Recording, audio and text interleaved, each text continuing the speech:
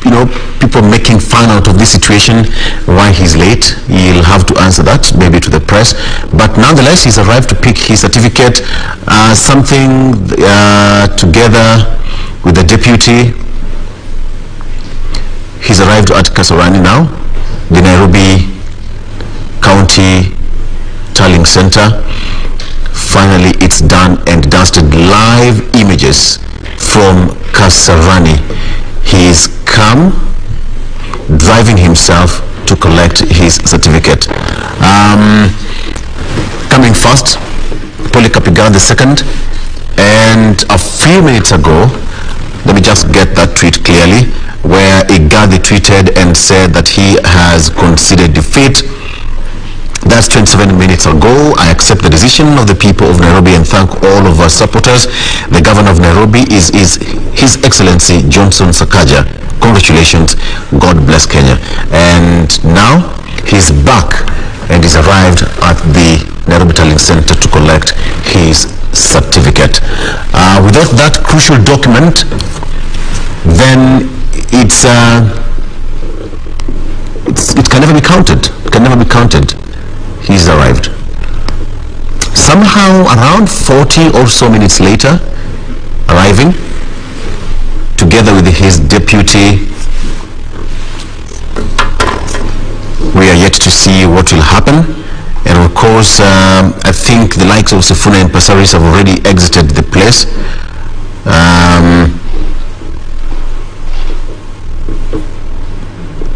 Majestic walk to victory. That is how it is. You walk into the room, and I'm so sure that they'll be waiting, and perhaps things have just cooled down. Straight to the returning officer, order of business. First of all, you present yourself and collect your certificate. Now that is exactly what is done. Straight to the returning officer, and there he is together with his deputy. All right.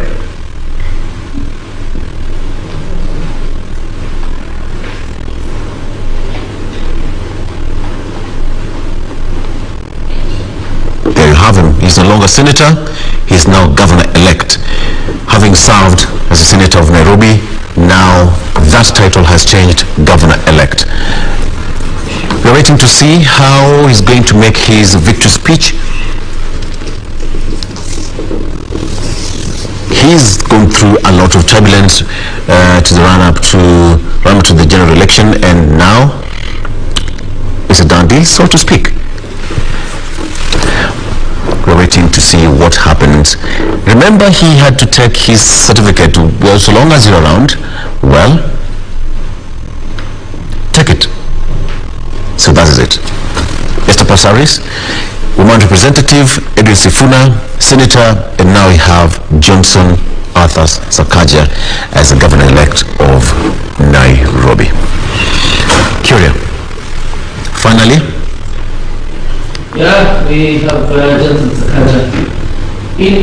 For a person who has actually won this seat after so much turbulence, and then considering the fact that the majority of members of parliament in Nairobi are actually Muslims, I expect his victory speech to be one of trying to build unity. Trying to build bridges in Nairobi, so much so that the county can sail forward, obviously bridging the political divide. Azimio and Kenya Kwanza. Can we listen in? I think the returning officer is speaking.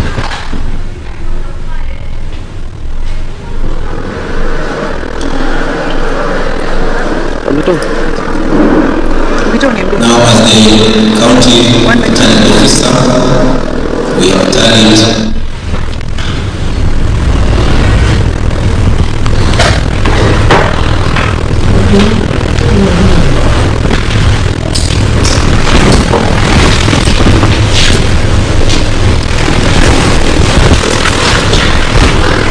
All right, we have interrupted a bit there as our cameraman sets up, and I think now he's ready. Let's go back there. We can maintain registered voters. The votes garnered by each of the candidates are as follows. Aman Singh Dewar, 10,521. Monica Igathe, 173,516.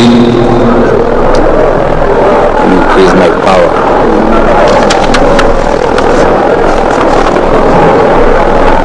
Agnes Kure, 10,086. Cleopas Mario, 6,485. Dennis Abo, 5,507. Nancy William, 5,501. Kennedy Narayan, 7,567. Johnson Sakaja, 699,000.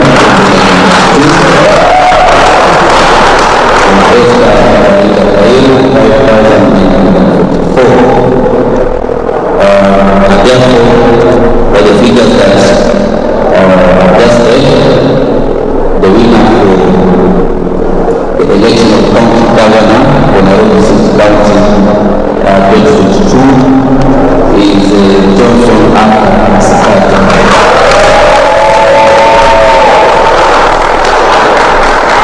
The winner is 699,392 votes.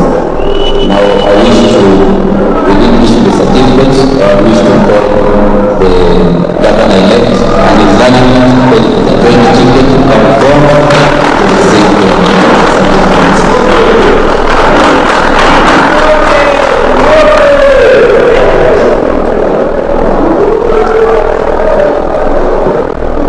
We stand here, governor-elect running Mutembei. This certificate says, certificate of elected county governor. The county planning officer hereby declares that Johnson Sakaja, passport number A1627553, has been duly elected as the county governor for Nairobi City County in the election held on 9th day of August 2022. Signature dated this 14th day of August 2022. Congratulations.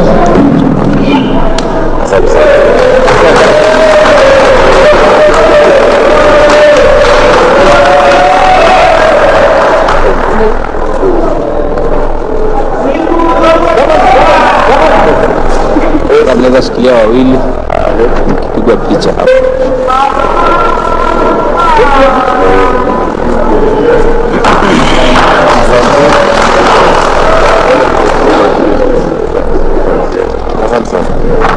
Before you resume your seat, I would like to grant you a moment to speak about the team that is here, your supporters and the president. Correct. Thank you very much, Sierra.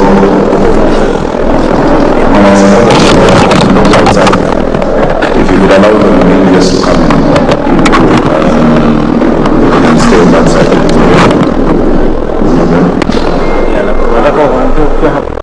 Watazungumza nje ili wote kuswali. I want to thank God for this day and for this journey. I want to thank the people of Nairobi for believing in me and giving me this mandate and this task of serving them as governor of Nairobi. I want to thank my family for allowing me to go through this process. Of course, my deputy governor, my good friend, Honorable Mushiri, a man whose capacity I believe in, I trust, and I tell the people of Nairobi in safe hands with Honorable Mushiri as my deputy and with myself as governor of Nairobi. And thank my team, starting with my chief agents, David and Kerich, Priscilla, Gitao, everybody, Muzia Wakili Nyamu, my entire team across the city, Team Sakaja, Team Nairobi, siku zote, and the millions of Nairobians. The result of this election speaks volumes about our country. In the last election, I had 840,000. There were 1.7 million voters. In this election, there have been more voters but a lower turnout. This country is yearning for division. And this country is yearning for inspirational division. That is a task before us. Because this time, the turnout has been much lower. Another thing is that if you look at the elections in Nairobi, the elections in Nairobi have spanned political divide. People from across have been able to vote in a resolute manner. That is a message that anyone who is looking guilty needs to take note of. I really want to thank my party leader, William Samuel Ruto. His Excellency William Ruto, I want to thank you for believing in me. I want to thank especially Musalia Mudavadi and the entire Kenya Kwanza team, Igathe, and Mutembei. It has not been an easy journey. Many did not want me to be on the ballot. You were on the ballot. The last 5 days have been sleepless nights because of many things. But we look forward as leaders.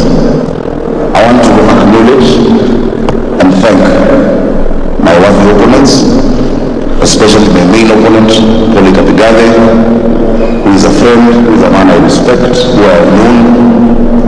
I'm thanking for his gallant efforts, and that he held true to what we believe in, siasa safa.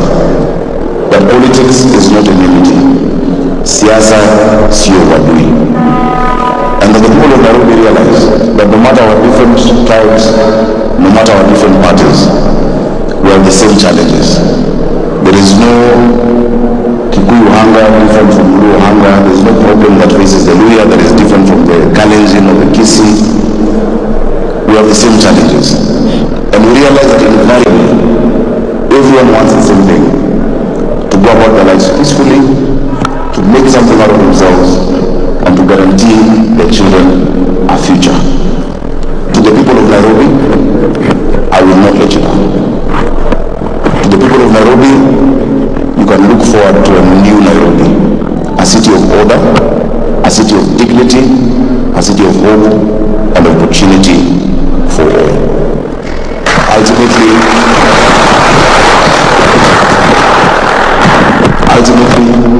we will make this city what it deserves to be. And so I'm very grateful. I want to acknowledge those who have been there before me. I want to thank His Excellency Evans Kidero, who was our first governor in Nairobi. He set the foundation for devolution in our county. He didn't have an easy time. I've learned from his strengths and from his weaknesses. I want to thank my friend Mike Sonko, our second governor of Nairobi, and I acknowledge the challenges he went through, his successes and his weaknesses. I want to thank Ankanan, the current governor, for what she has been able to go through. These are all people I speak to and I acknowledge them. And I also want to thank the outgoing NMS led by General Badi. I thank them for the work they've done in this season. I acknowledge it's not been easy. I have learned from them. But I want to affirm that from the day we were sworn in, all the functions of county governments under the 4th schedule, all the 14 functions shall depart of the county government. Finally, I really want to honor the people of Nairobi for being peaceful, for seeing each other as their brother and their sister. We've not had violence in the city. We've interacted. We've met people campaigning on different parties and different platforms and saying hi to each other. We've joked around. There are those who have called me names. I want to thank them all. Those who voted for me, asanteni. Those who didn't vote for me, thank you for expressing your political rights under Article 38, and I will prove you wrong. I will work for all of you. I want to give my duty and the opportunity to say something as well. Governor-elect Nairobi County, Johnson Sakaja, speaking there about his victory and of course extending an olive branch to his main rival, that is Igathe, and his supporters. And like I said, I would expect, obviously, having Nairobi under Azimio in terms of National Assembly leadership, as well as now the Senator and Woman Rep, I would expect probably that his speech would be conciliatory and true indeed. He has lived up to the conciliatory end of our speech. Maybe we can listen in to the Deputy Governor-elect, that is Njoroge Mshiri. He has actually done. Those are live pictures from Kasarani.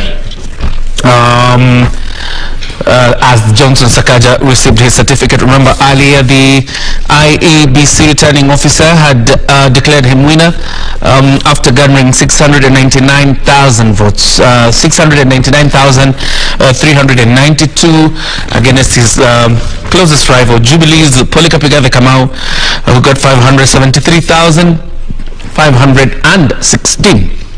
And already through his verified Twitter account, Igathe has conceded defeat and acknowledged Johnson Sakaja as the governor-elect, obviously not even showing a sign of either contesting the results, and says he has accepted that and wishes him all the very best, and that is how politics ought to be done. We're still live from Kasarani. The other picture on your screen is from the Bomas of Kenya, where the verification of results continues to, that is where the exercise is continuing. By morning, when we were talking to Serafina Ruby, we had about 144 constituencies, and that makes about 146 that are remaining, and obviously we will also be going back to the Bomas of Kenya for a status update, probably by the time Chebukati is carrying up probably another 20 constituencies that will be announced, and the results obviously displayed on the board. We predicted it right that at around or sometime after 10, Johnson Sakaja would make his way to Kasarani, and there he goes walking away with a certificate after that win, and mobbed by his supporters. Kerich was actually an agent of Sakaja, surprisingly, and I also see Boniface Nyamu, who has been one of his counsels or lawyers and his agent here, and now they walk off probably to celebrate victory after this win. And you would agree, Victor Olo, the win for Sakaja has come after probably what you would say, if not blood, then sweat. Or probably both. Yeah? Probably both. Probably both, but we have not been able to witness blood other than, you know, sweat. It was long coming. He's had his fair share. Of course, the last two or 3 months has been so tough on him, and how he's managed to navigate through all this, I think he's the only person who can give us the real feeling and the real story. For us, we can just speculate from the periphery on what was happening, what is felt, what is going through, but he's the one who can give us the real clear picture on how it all felt, from court case to court case, back to the political arena, crossing to Uganda. We covered all that for you, but finally it has come to pass for him, and he's now the governor-elect of Nairobi County, one of the biggest county in Kenya. He has got a lot of work to do, having in mind that there is a lot in this particular county. We have got parliament, we have got the UN headquarters here. Those are live pictures, but you just have to excuse the camera work there. Those are the beauty. That's the beauty of live pictures, so that you get the real feeling on what happens on the ground. There's nothing edited, raw and uncut. Live from Kasarani, probably, if you talk to the media, it will be a good one as well, apart from his victory speech. So as I was saying, sometimes it has to get to that point that, you know, Nairobi being the capital city, capital is the county, the biggest county in Kenya. We have got the UN headquarters, Parliament is here, State House, the international airport, the Senate, name it. A lot is in store for Sakaja. And a lot of expectation. The ngumi ni botse. Absolutely. You know, interestingly, one of the luckiest persons in this contest, as you see it, is Njoroge Mushiri. He was actually running for governor in Nyandarua County. Yes. Did not succeed in the UDA nominations there. On coming back to Nairobi, he's picked by Sakaja as, the deputy governor. So you would imagine failing in one contest and then succeeding in another, in a very strategic city such as Nairobi. And you would say Nairobi is actually the center of power. Yes, you're right. That's Sakaja being mocked by his followers. But quite an interesting thing he has said there about, recovering all functions that have been under the Nairobi Metropolitan Services. To, have a firm grip on the county as the next governor of Nairobi County, being in charge of affairs. But it is also important for us to emphasize that that will also be a legal process, the handover from NMS to Nairobi County, because I understand probably the term of the NMS is going to come to an end after this election, but the takeover will not just be abrupt, it will be again another process. Just like they were transferred legally, they will be transferred back legally, and that is very important to note, Victor. True that. And having NMS in, having its operations in the city, it was a bit of some legal battle and opinion coming from different people, whether it was legally constituted to run the affairs of the city. The way you're putting it, it will also be interesting to see, because NMS, if I get it right, their contract and the term of tenure is almost coming to an end. It is coming. Actually, it came to an end but they have gotten extensions through the very same instruments under which they are operating. But there is no doubt, because there's a new government in Nairobi County, obviously there will be now a handover back to Nairobi County, because they took up about 4 functions, and they will bring them back to Nairobi County. But that also must be a procedural issue, just like it was procedural, as they were being handed